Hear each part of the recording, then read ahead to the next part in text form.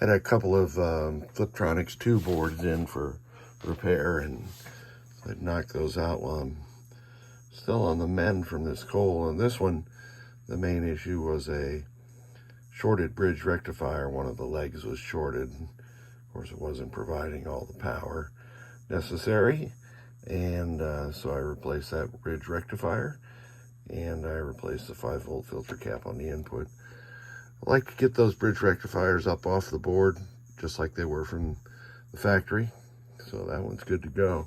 This one was a little more problematic because somebody had been working on that one already, and they'd already replaced the 4 chips to my right here. What is that? A HCT 244, LS374, and 2 LM339s. Those may have been failed. I don't know.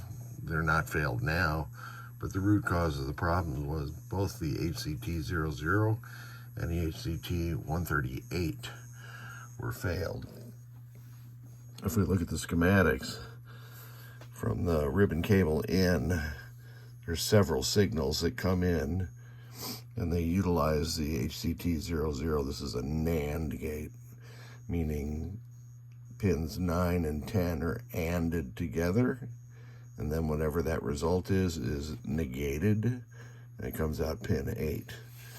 And the same thing for this gate, pins 12 and 13, NAND to pin 11, and then those 2 pins plus an additional pin called WDEN apparently form the 3 chip enables for this HCT138 3-to-8 decoder.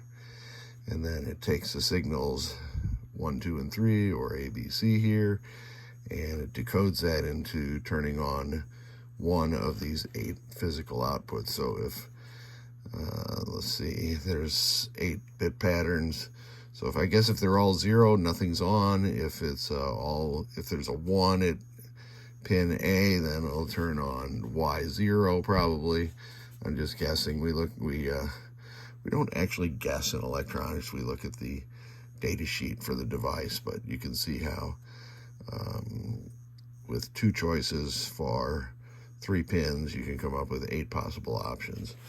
And then that is the chip enable for the HCT244, which outputs the sort of mini switch matrix that comes in from the endostroke and the flipper cabinet switches. And this does the same thing as the direct switches on a CPU board does. It compares ground, or let's see, that's a 12-volt pull-up resistor on there. So yeah, it's comparing ground and 12 volts, right.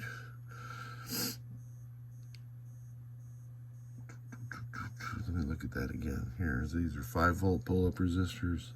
Oh, those are pulling up the outputs. And they're pulling up these inputs. Jesus Christ. Okay, so there's 5 volts on this pin, the lower pin of the comparator, maybe called the non-inverting. I never get that right. And then pin 5 is the inverting input, and it is pulled up to 12 volts.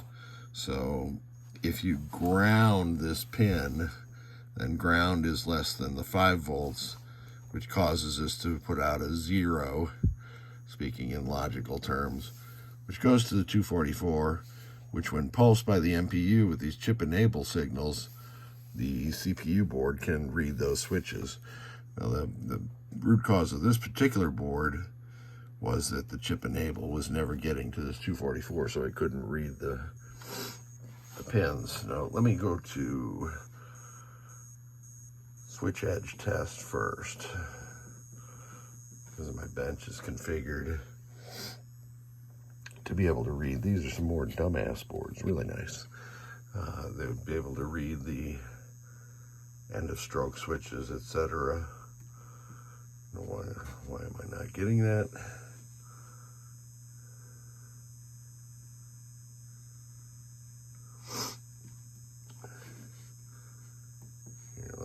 the flipper test.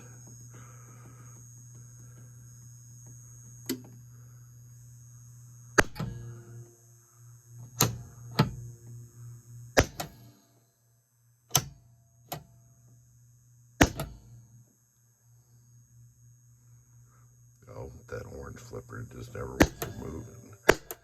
Hold test. I should really kind of work on those and tune those up a little bit, but you can see all those flippers are working just fine. Now let me go back to that switch test. That should show up on there. Okay, those are the cabinet doors.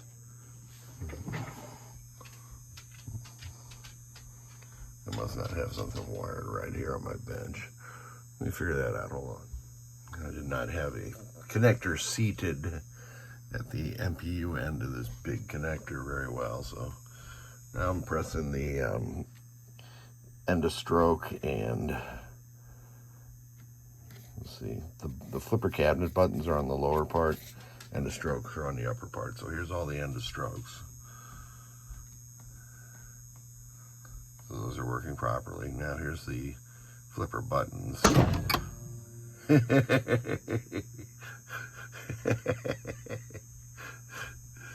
It fell right down, didn't it? Let me get that taken care of. So I'm gonna let you see the warts and all here. One of the problems with a bench like this versus a game is that you're putting connectors on and off constantly.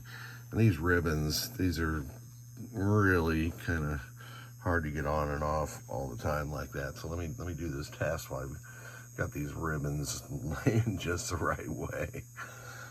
And of course, those were the end of stroke switches. And of course, when I press the cabinet button switch, the flipper is going to actuate.